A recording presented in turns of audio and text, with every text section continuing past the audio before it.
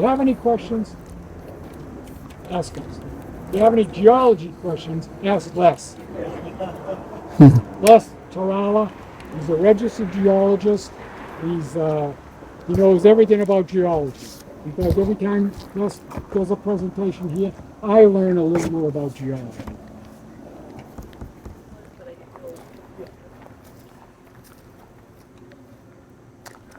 So, oh good, a nice turnout. I always like that.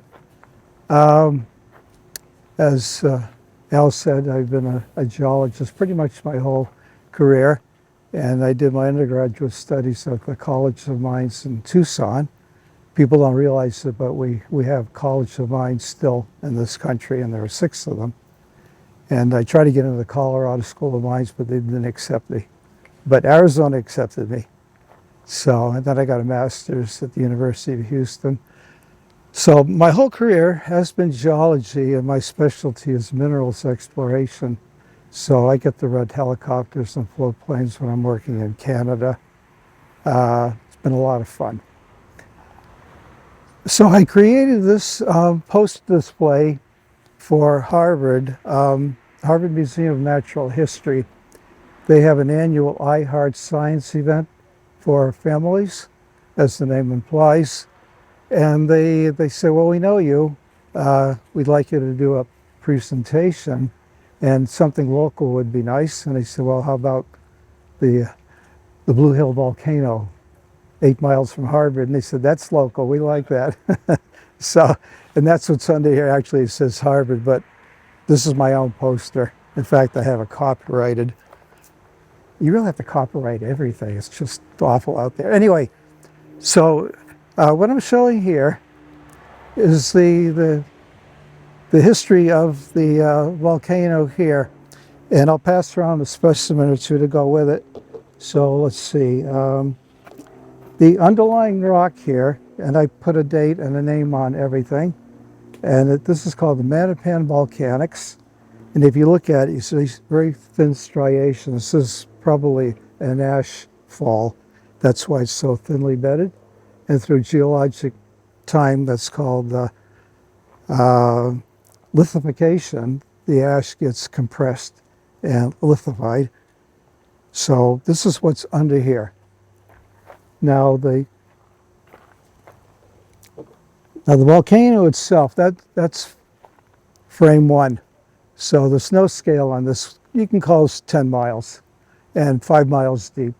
So I'm really looking deep into the earth to show this magma chamber. It's sitting there quietly, not erupting, not doing anything. So that's stage 1.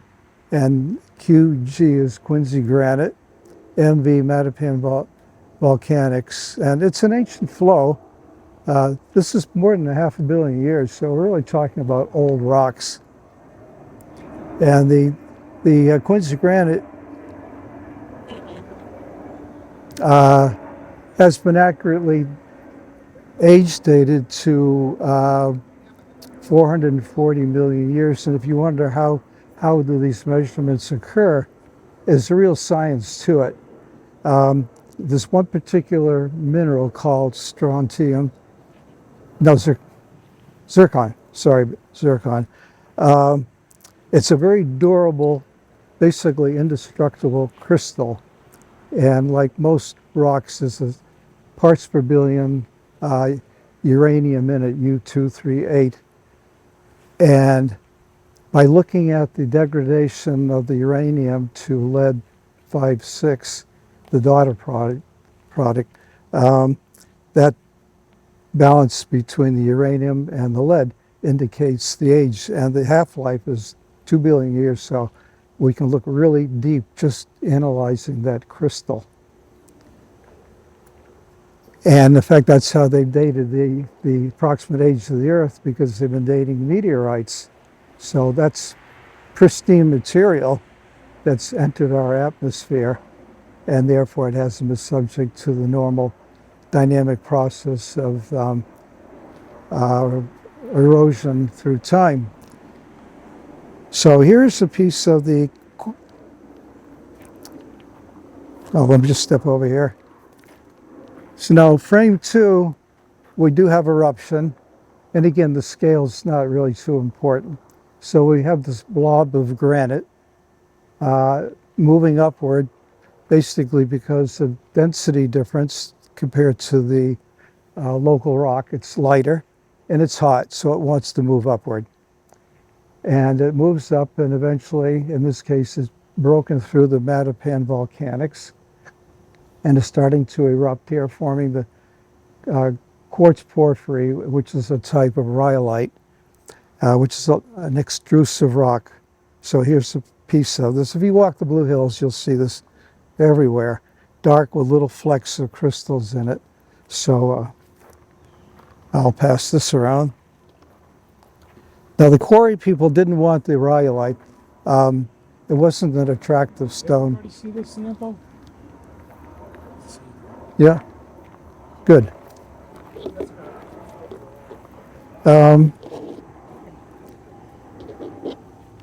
So here's the Quincy Granite, just a very nice example. It's coarsely crystalline, and it's a uniform dark gray, which is unusual for granite. And what prompted the Quincy quarries to be here solely from an architectural point of view, nothing to do with mechanical strength of the granite, is that the architects, they like this, they call it a stately color. You know, a pink granite, no, that's not very stately. You don't want a courthouse in pink granite, but you want in dark gray, so it looks like a stately building. And this is just a nice example of it. And this wide range of granites. Just pass that around, would you say? That's Quincy Granite. So Oh, okay. Al has, did you produce this image? Yeah. Oh, good. So this is looking at the crystalline level. There's another one. Just And pass it. another one. So it's basically made up of quartz and feldspar and hornblende. One thing nice about the Quincy Granite that the architects liked, they didn't have mica in it. So when you walk past Quincy Granite, you don't get those little reflections of mica looking back at you, and they like that. And just to give you an idea, here's Hingham Granite, Dedham Granite, Westwood Granite, just to show you a range of colors. I'll just pass that right around. Not nearly as stately. I'd say. No, nothing stately about those. It's, so now we're on to frame 3. The maturity of the eruptions is it's still erupting. Now it's in its later life, so it's not very active anymore. And eventually it ceases erupting, and now erosion starts in, and that's what I've tried to show here. So the Quincy, I put a little notch here to show Quincy quarries being in the Quincy Granite. And erosion has removed all of this material. And based on certain granites like Yosemite, these eruptions were probably at a depth of 2 miles. Let's just call it 10,000 feet. So the geologic process of erosion has removed 2 miles of material above us, because if you give enough time, you can erode anything.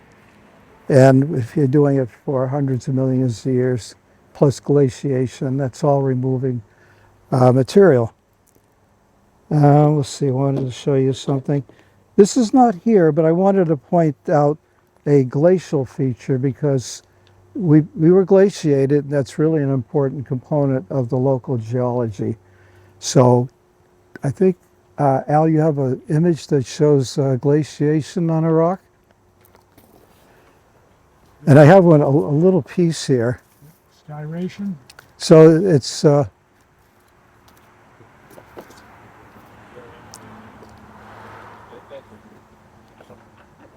yeah, it's not too clear on this, but there are glacial grooves or striations.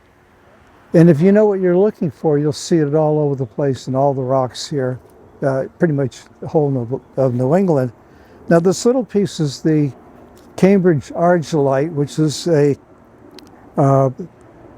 sedimentary rock that's been kind of cooked up a bit.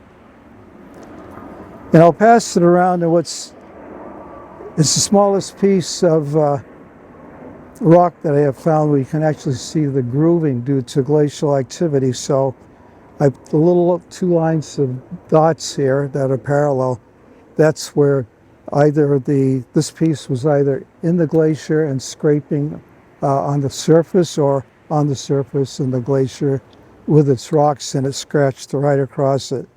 And this is pretty much what's under the city of Boston. It's a good building material, so they can put up these 40-story buildings on this stuff. A good friend of mine works on the design committee for Harvard, and I said, when you're rehabbing the museum on Quincy Ave, I know you're going to go to bedrock because you have to. So I said, call me because I want to see it. So I got a call one day. He says, if you get here in an hour before we bury it, and it was 32 feet from the lawn to the bedrock, and that's all glacial debris. Where was it? The museum on Quincy Ave. It's near the, you know where the Sanders Theater is on campus? Yeah. It's just 2 blocks from there. So for me, that was pretty exciting to actually stand there on the bedrock, seeing it all scratched and the rest of its glacial fill. So let's see. Oh yes, this piece is called Hornfells, and it's the host rock here, which is the Mattapan Volcanics, and it doesn't really look like it because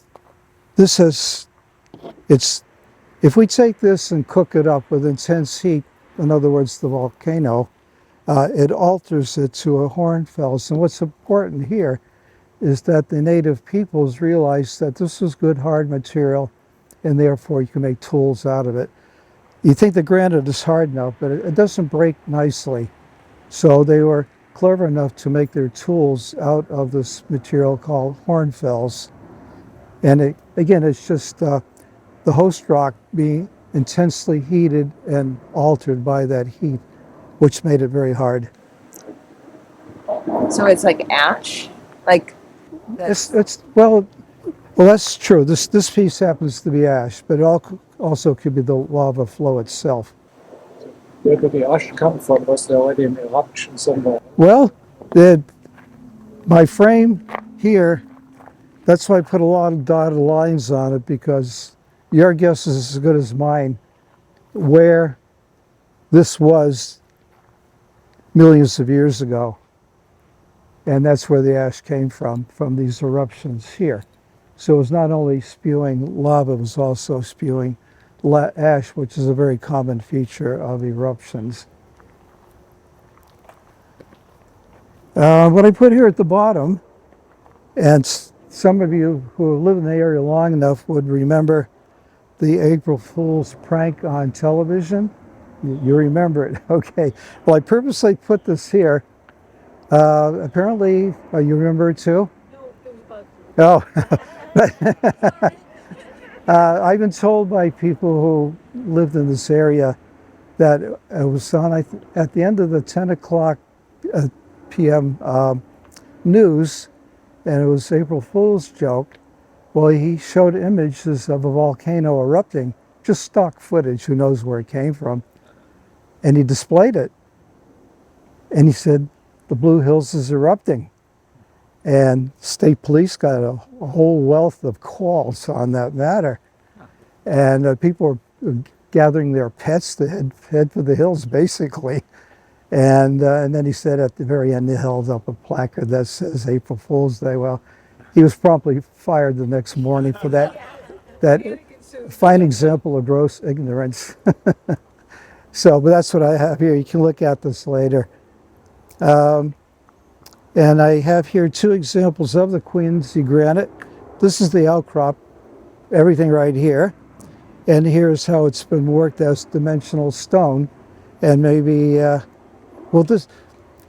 Quincy granite for the Unitarian Church in downtown Quincy on Hancock Street, There were no real quarries as we know it because it was constructed about 1825, so none of this would be any part of the history of the granite used there. But basically, they would take blocks of granite that they found in Quincy and heat it up a lot and then throw cold water on it, and then it would crack. It's a very primitive way of doing it, but that's how you break rock. And they already had steel chisels, so they could work it. But and if you look at the details of the Unitarian Church, it's a lot of beautiful work there. So we can look at this later. And here's just a little summary of the geology that I've been touching upon. Now this one, because I'm a minerals geologist, I'm always thinking, what is of value here? And this one's a funny one because if you know Wood Road and the Best Western Motel on the top of it, there's a big block of lava there. And it caught my attention enough to actually chipped off a piece, sent it off to a lab for a gold assay. And it doesn't sound like much. It came back as 5 parts per million. And I thought, well, if there's 1 billion tons there, you would have to move Route 128 to mine it. And I'm sure moving that is probably $1 million a foot. But it would cause a nice deviation like that. And this is a piece of it. Now, the gold is not visible, but I'll just pass this around. The unusual dark ochre color is what caught my attention. For me, that's a flashing light that there's unusual mineralization here. And of course, it's right there in the Best Western, right in the parking lot. You wouldn't think 5 parts per million would have much value, but if you have 1 billion tons of that, it's mineable. Those are my hand specimens. Any thoughts or comments at this time? What caused the difference in, I know Quincy had dark granite and light granite. What caused that? Yeah. It was fairly close, but yet there was so difference in that. Yes. That's a good question because if you picture this blob here slowly ascending, anything overlying it is going to fall into the chamber and it's going to melt or just simply sit there as a blob. And there's a piece here where it just sits in the chamber. So if it gets incorporated through the intense heat, melt it, it just gets all stirred up like a pudding. And therefore, whatever is up here is going to change the geochemistry of this body. And therefore, the coloration can change depending on the minerals that are being incorporated into it while it's still molten. And like, does the Mattapan volcanic might be composed of these minerals here and those minerals there? This right there, the volcanic, the Mattapan volcanic would have its own blend of host rock that has been incorporated into it, and therefore it can have a range of colors too. I guess like how much percentage of what makes a rock? Like a certain, like what qualifies as Quincy granite? Oh, Like, okay. Well, principle to the eye, it's the dark gray. There's no granite in New England that is dark gray as we have here. And it's that unique assemblage of quartz, plagioclase,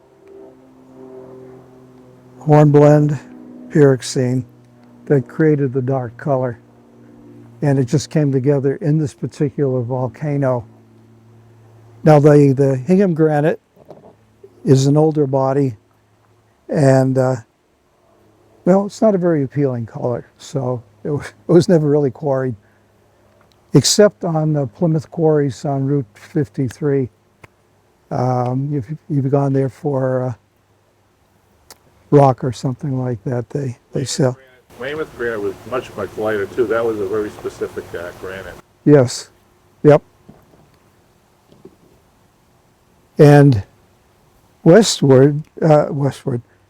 Westwood granite. It's kind of pink. And again, I've never seen a building of Westwood granite. I've seen it in foundations because no one cares about a foundation.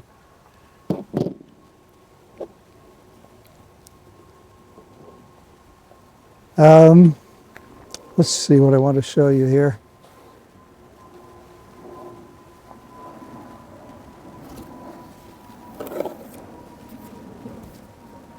Al's done a great job of these graphic displays, very useful for me.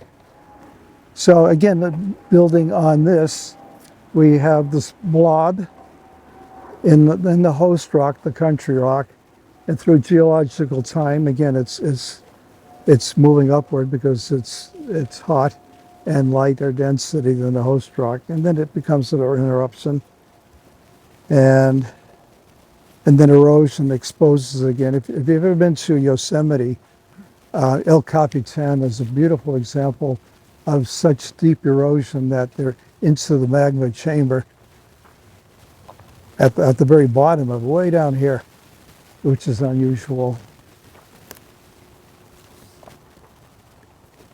Les, you were saying there was 2 miles of erosion between now and 440 million years ago. It's an estimate based on seeing these granite bodies in different parts of the world and those geochemists that have studied it. That's their estimate typically, that these bodies get in place about that depth below the ground surface. If it's any deeper, it may never be exposed.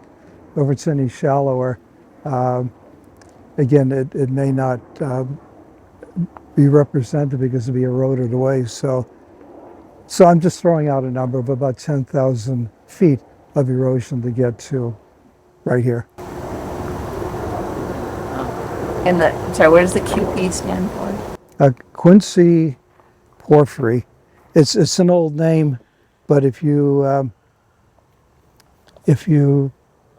I forgot to put it in the car, but Jim Skean, Professor Emeritus, he's dead now, at Boston College, he wrote a handbook, Geology of Met. I'm sorry? You have one? Oh, good. Well, this is the one I think is this one? Well, he did too. Well, the roadside geology? Yeah, thank you. All right. And the roadside geology and Rocky Mountain Press has been doing each state. And about 25 years ago, 2 geologists whom I know very well, we approached Rocky Mountain Press to say, hey, the 3 of us will write the book. And they said, well, we already have a writer. And then they said, Jim Ski, and I said, okay. Professor, he's very, very good. He just farmed it out to the grad students and did all this prep, and then he did the final pulling together. So it's Jim Ski, and SJ is Society of Jesuits. And very good geologist. He's one of those Jesuits that could follow the path he wanted, had really nothing to do with Catholicism. Let's see what else you... I'm going to throw a little curve at Les. Yes? Do some of our pictures here and have you comment on them? Sure. Okay, whatever you want to do. Well, you touched on that one. First we'll start is, what is Quincy granite? What made Quincy granite? Where did Quincy granite come from? How did it get to Quincy? What uncovered Quincy granite? And the history of Quincy granite. I'm going to Just give you some things and maybe you can comment them on them. well, I can, yeah. It's like a PowerPoint. it's Al's PowerPoint. So what is Quincy granite? Well, I just discussed it from the mineralogical point of view. So it's quartz. There you go, right there. Oh, okay. Yeah, I just have to read these. I can put away my diploma. Okay, so the question Al has posed here is, hardest known minerals on Earth? Well, diamond, corundum, topaz, Quincy granite. Yeah, correctly stated here. If we come down to 4, 5, and 6 in terms of hardness, so it's quartz, feldspar, and hornblende. So that is the Quincy granite. And again, because of the hornblende, that's what makes it dark.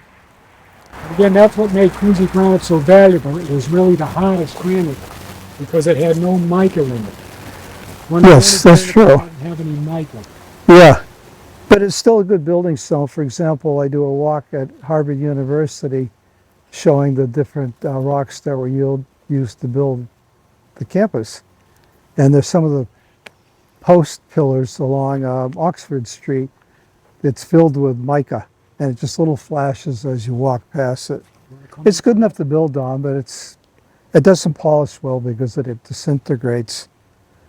Okay. You have a lot of good stuff here.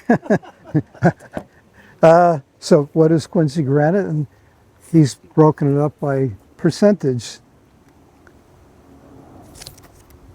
And of course, these three minerals will vary by what's happening here in the chambers as the upper host rock falls into it, gets dissolved, and starts changing it, which gets back to the question about the color changes. And it's all about that what fell into the chamber.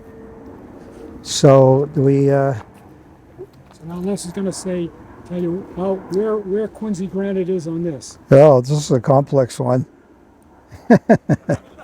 So it's a nice cross section.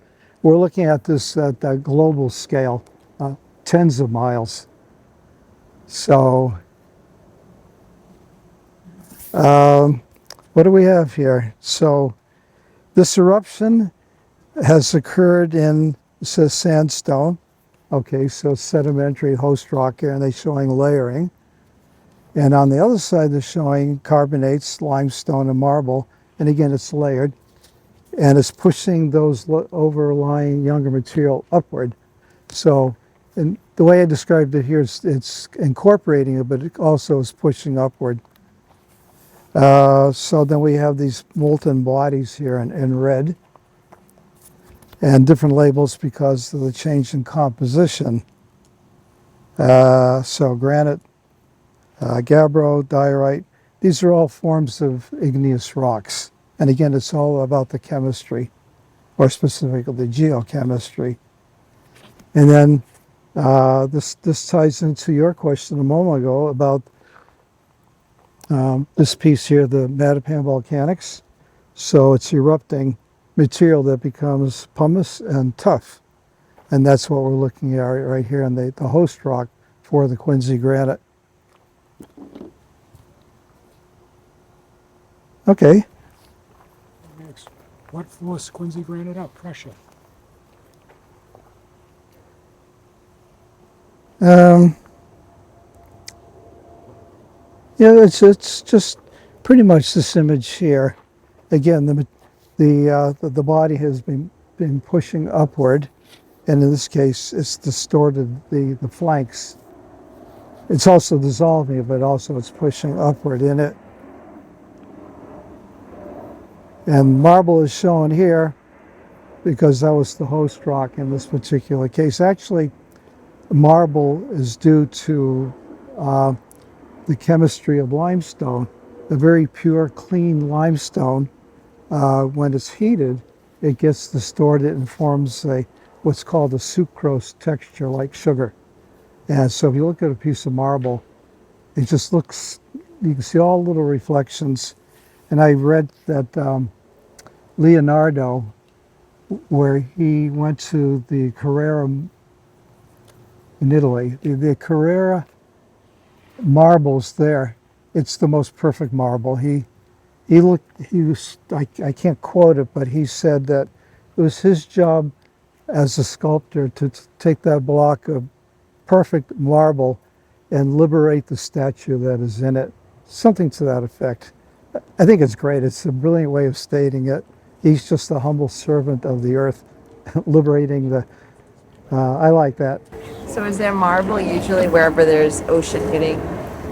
No, anywhere that we've had volcanic activity, and if there's limestone near it, it's going to be turned into marble. It's a question of quality, because a lot of limestone is kind of dirty, has a layer of organic materials, and when that gets cooked up, it gives little funny little lines through it. It's still marble, but it's not to a grade that Leonardo would want. That would go in the reject pile. Okay, what else do we have here? Is the exposure, erosion. What exposed Quincy Granite? Yeah, well, this is just a variation of this. So here's the eruption in its fullest form, and now erosion kicks in, and we're in the stage here, erosion's 4. So it's exposing everything else, the original host rock, plus the body itself and the marble. Okay, Was a big part of the erosion from the last glacier, or well, yeah, we see the results of the last glaciation, but we've had 3 before that.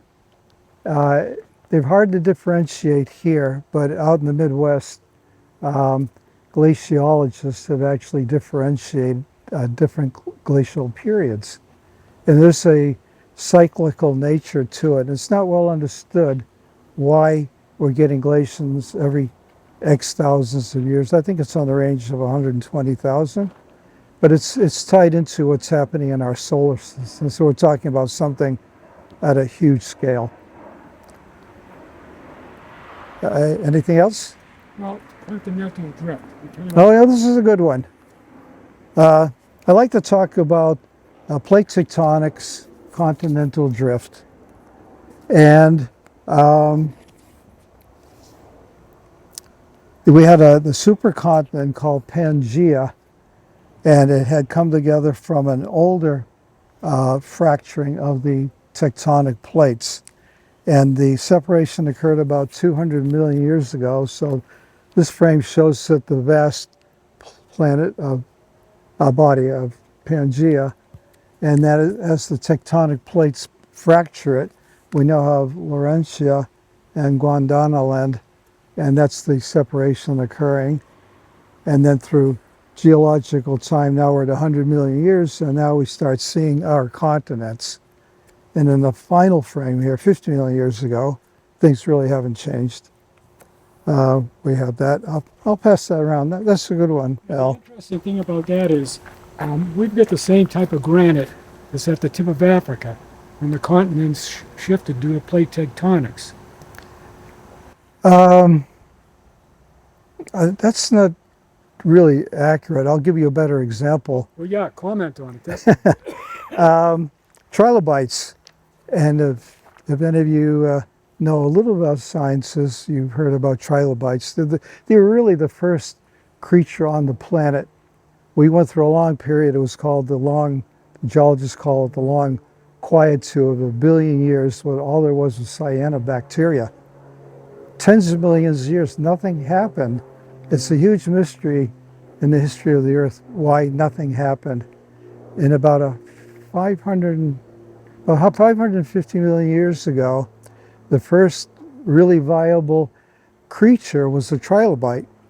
And Quincy is famous for one of the largest trilobites in North America.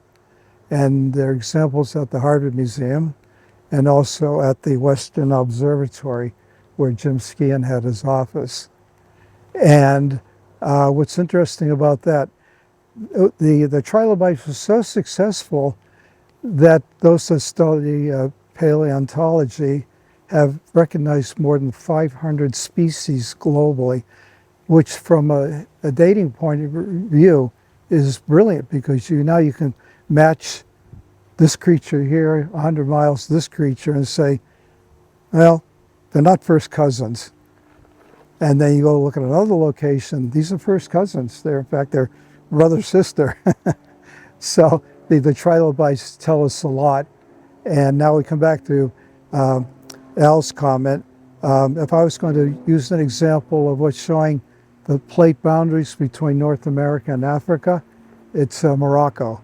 The trilobites that are found in Morocco represent the trilobites that are found here, or very close to it. Close enough that matching the rock types as well as the fossils does suggest that that part of Africa was part of our North American plate.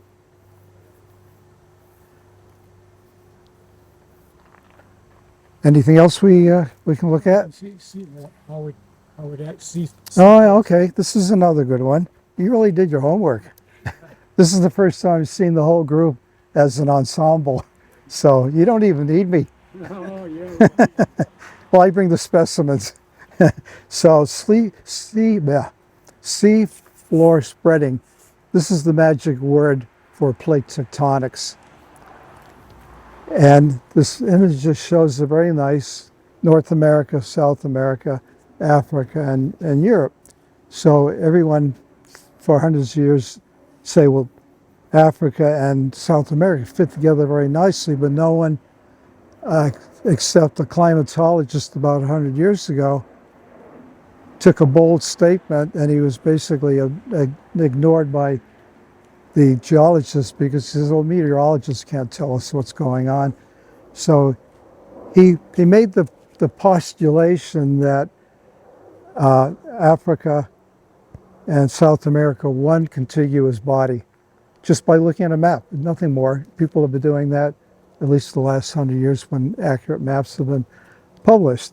So, but he couldn't come up with a mechanism. Now, World War II provided the answer because we had so many naval vessels doing a lot of things to understand the Atlantic Ocean, basically driven by where the Nazi subs are.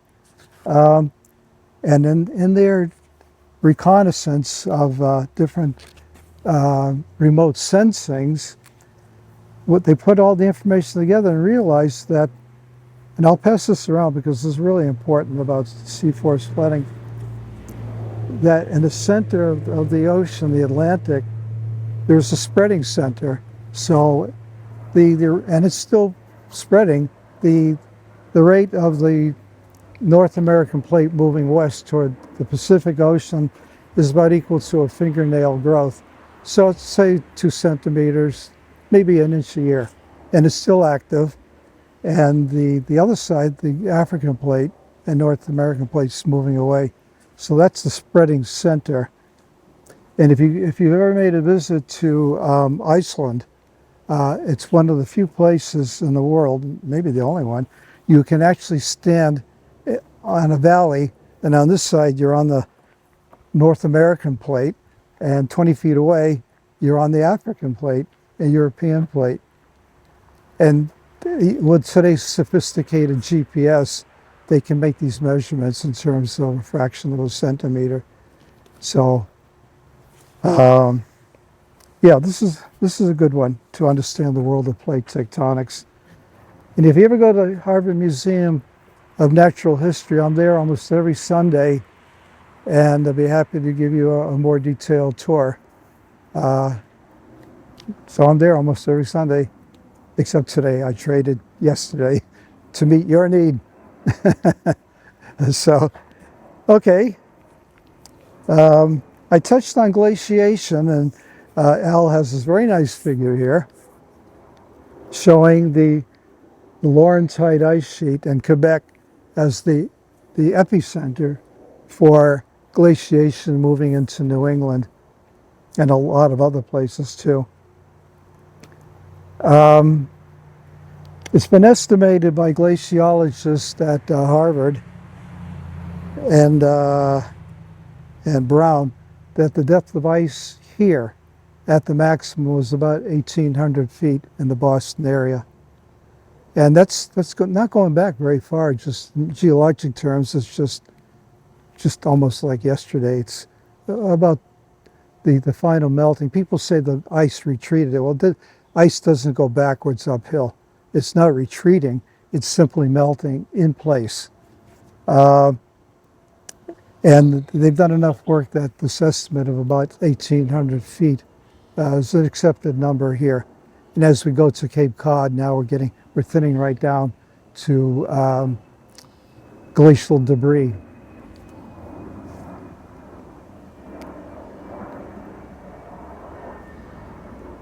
I'll pass that around. And what else do you have there? Okay, I've got a question from Les. Sure. When you look at the different quarries in the city in Quincy here, Okay. At the rim of the quarry, it seemed like there was always fractures. Yes. Very close together. Yes. Very close together.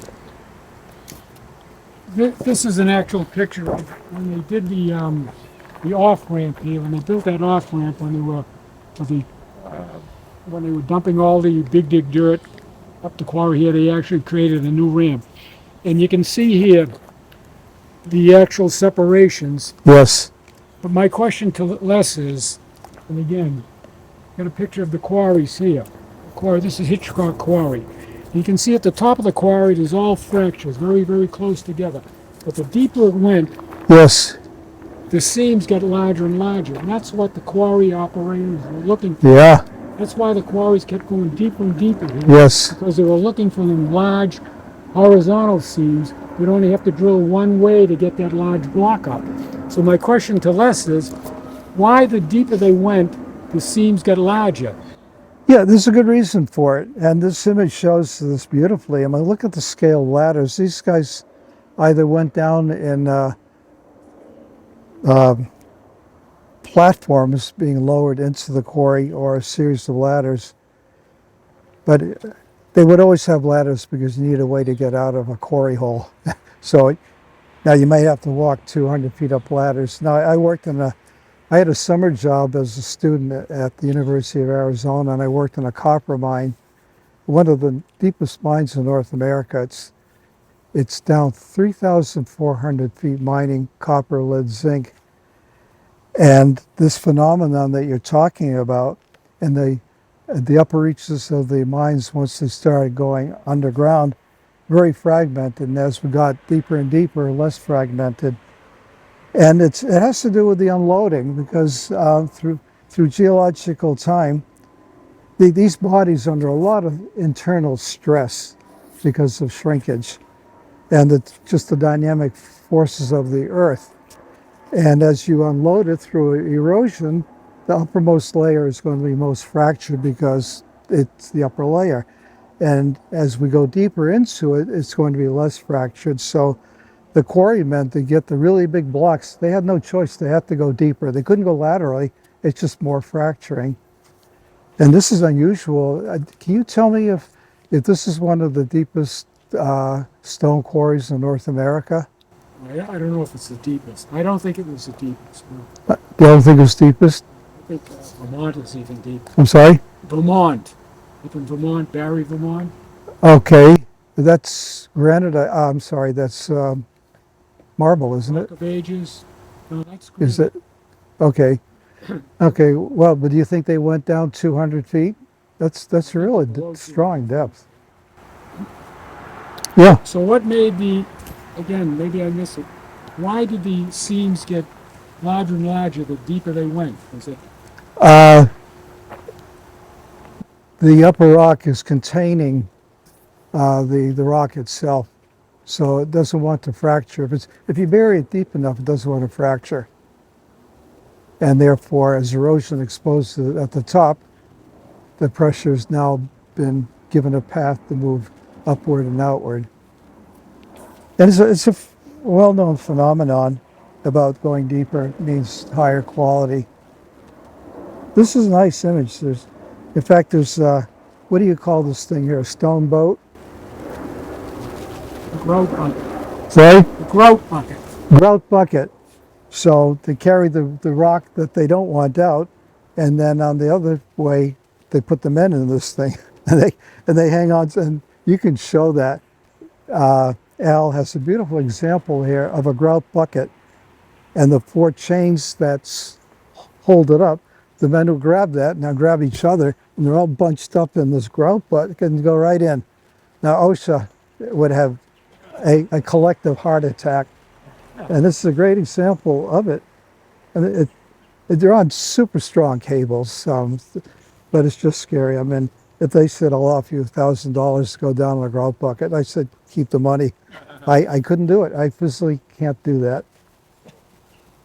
But there's a lot of good stuff. That's a great image. Where did you find it?